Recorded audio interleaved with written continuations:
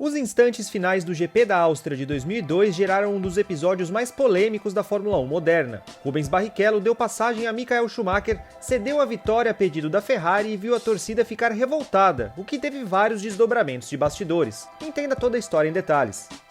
A temporada de 2002 começou com situações opostas para os pilotos da Ferrari. Nas 5 primeiras corridas do ano, Schumacher conquistou 4 vitórias e um terceiro lugar. Já Barrichello acumulou problemas, zerou em 4 ocasiões e obteve um único pódio. Isso deixou o alemão disparado na liderança do campeonato, com quase o dobro de pontos do rival mais próximo, enquanto que Barrichello estava somente em sexto na tabela, com apenas 6 pontos. A sorte do brasileiro começaria a mudar na Áustria. Na quinta-feira anterior à prova, a Ferrari anunciou a renovação de seu contrato, que passaria a valer até o final de 2004, a mesma duração do acordo de Schumacher. E dentro da pista de Spielberg, Barrichello se mostrou bastante confortável o tempo inteiro.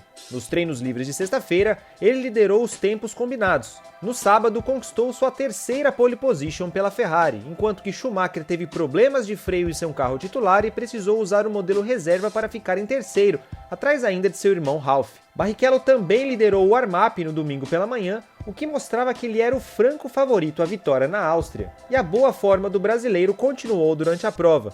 Ele controlou as ações desde o início, enquanto que Schumacher, que ultrapassou Ralf logo na largada, não conseguia se aproximar e tentar um ataque. Nem mesmo as duas intervenções do safety car, uma causada por uma quebra de Olivier Panis e outra por um forte acidente entre Nick Heidfeld e Takuma Sato, colocaram a hegemonia de Barrichello em risco. Na medida em que a corrida se aproximava do fim, o mundo começava a se questionar se Barrichello venceria a prova ou se a Ferrari aplicaria ordens de equipe. A dúvida existia devido ao que aconteceu no GP da Áustria do ano anterior, quando o brasileiro deixou Schumacher passar pelo segundo lugar na última curva. Acontece que em 2001 Schumacher ainda tinha certa ameaça de David Coulthard no campeonato, enquanto que em 2002 ele já estava disparado à frente na tabela. A Ferrari liberaria Barrichello para vencer pela segunda vez? Para a surpresa de alguns, o cenário se repetiu. Barrichello deixou novamente Schumacher passar nos metros finais da prova, o que deu mais uma vitória ao alemão.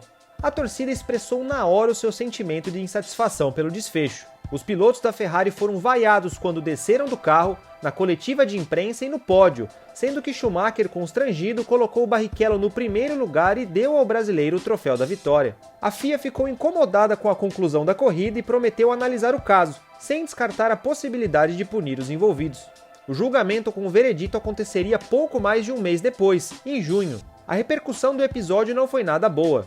A imprensa do mundo inteiro condenou de forma contundente as atitudes da Ferrari, questionando se de fato toda a polêmica foi necessária e se aquilo não feria o espírito esportivo da Fórmula 1.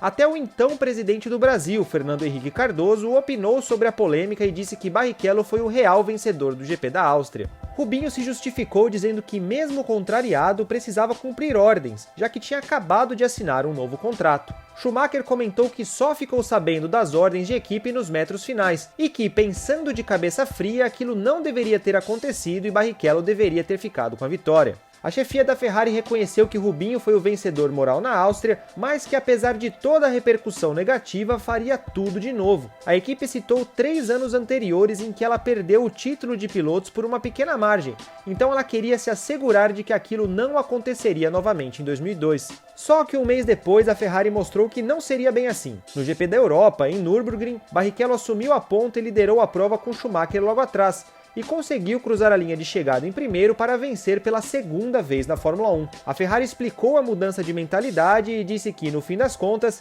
aprendeu muitas coisas com o episódio da Áustria. No dia 26 de junho, a FIA julgou o episódio da Áustria e decidiu aplicar à Ferrari uma multa de $1 milhão, mas com metade do valor em efeito suspensivo. Ou seja, 500 mil seriam pagos no ato e os 500 mil restantes só seriam cobrados caso houvesse um outro episódio do tipo em um intervalo de 12 meses, o que não aconteceu. Porém, a multa existiu não por conta da ordem de equipe, e sim pela quebra de protocolo no pódio. Segundo a FIA, é dever da equipe garantir que seus pilotos não envergonhem as autoridades nacionais do país sede do GP. Lembrando que quem entregou o troféu que foi desprezado por Schumacher na Áustria foi ninguém menos que Wolfgang Schüssel, uma das principais autoridades políticas do país. país. Para confirmar que os pontos obtidos a mais na Áustria não fariam diferença na luta pelo título, Schumacher se sagrou pentacampeão no GP da França, em julho, na 11ª de 17 corridas da temporada. Nunca um outro piloto conquistou o título tão cedo na Fórmula 1. Em outubro, no GP dos Estados Unidos, Schumacher retribuiu o favor e, quando tentou cruzar a linha de chegada lado a lado com Barrichello, cedeu a vitória nos metros finais. Naquela ocasião, Barrichello garantiu pela primeira vez um vice-campeonato na Fórmula 1. Como as ordens de equipe foram um assunto em alta durante a temporada de 2002, a FIA decidiu fazer algo a respeito. Muitas soluções foram cogitadas, sendo que a entidade até pediu sugestões dos fãs por e-mail para saber o que fazer. No fim, a FIA decidiu apenas proibir ordens de equipe a partir de 2003. É por isso que algumas ordens que aconteceram depois disso foram dadas de maneira velada, com palavras indiretas, o que escancarou o fato de que a proibição das ordens de equipe não impedia as equipes de aplicá-las do mesmo jeito. Então as ordens de equipe voltaram a ser permitidas sem restrições em 2011. Apesar do episódio, Barrichello permaneceu na Ferrari por mais algum tempo e ainda teve uma outra renovação de seu contrato com a equipe.